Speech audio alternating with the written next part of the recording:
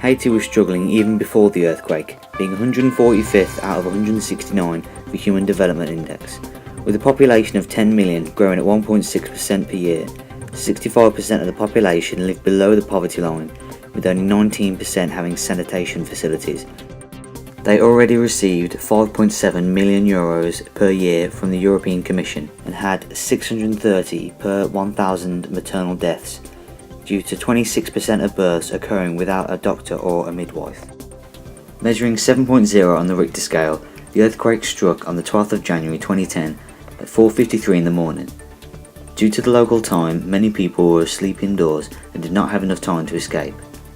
Its epicenter was only 15 miles southwest of the capital, Port-au-Prince. 220,000 were killed instantly, with over 300,000 injured. A similar amount of buildings were left uninhabitable, leaving 1.5 million immediately homeless. 1 hour after the earthquake, the Haitian people were the first response. They dug through the rubble of the fallen infrastructure to find survivors. Then the rush to get the injured people to the hospital via pickup trucks. An Argentine Air Force mobile field hospital was already deployed at Port-au-Prince. This was the only medical facility still open, and it was situated in the capital. The Argentine helicopters evacuated the injured. One day after the earthquake, The Guardian described the capital as a war zone, with lootings occurring, roads covered in debris, and no water, electricity or communications.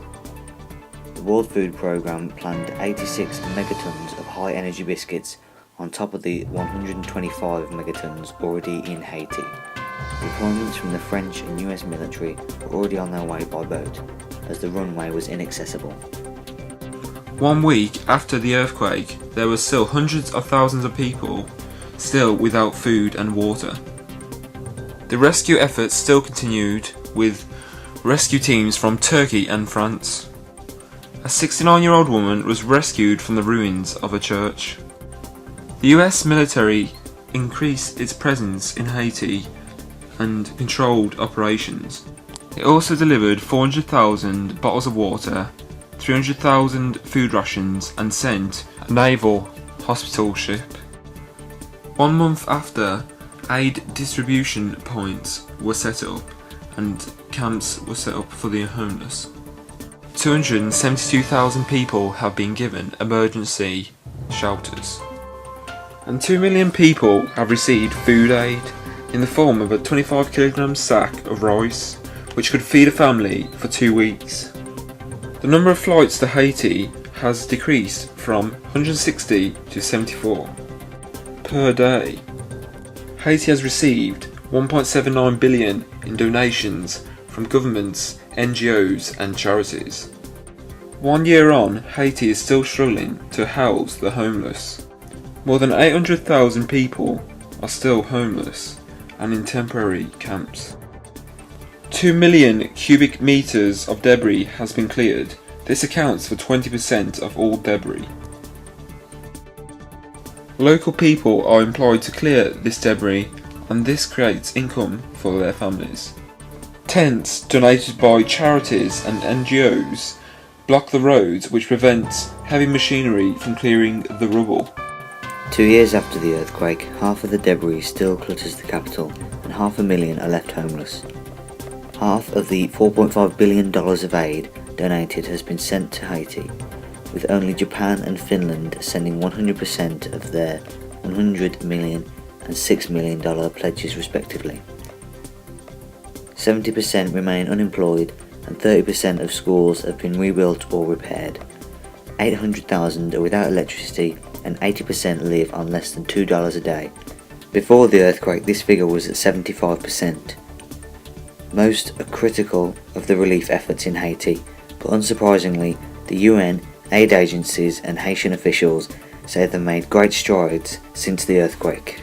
The main stakeholders in the response to the Haiti earthquake are NGOs, aid organisations and charities. In addition, the Haitian government and other governments such as the US government.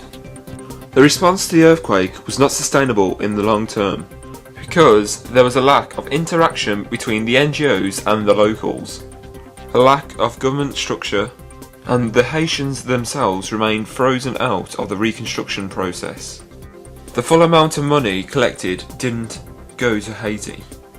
For example, the American Red Cross collected $255 million in private donations, but only $106 million made it to the Haiti Relief Project. So it is clear that NGOs are not the long-term solution in response to disasters. A reliance of aid from these stakeholders is created. Haiti relies on the UN and non-government organisations to provide 80% of its basic services. Funding is running dry and the aid agencies are beginning to leave, leaving behind political instability and the same social problems as before. For a long-term solution, these major stakeholders need to involve the local people, improve cooperation, and make sure the full amount donated goes to the local people. So then people will spend and help Haiti's economy.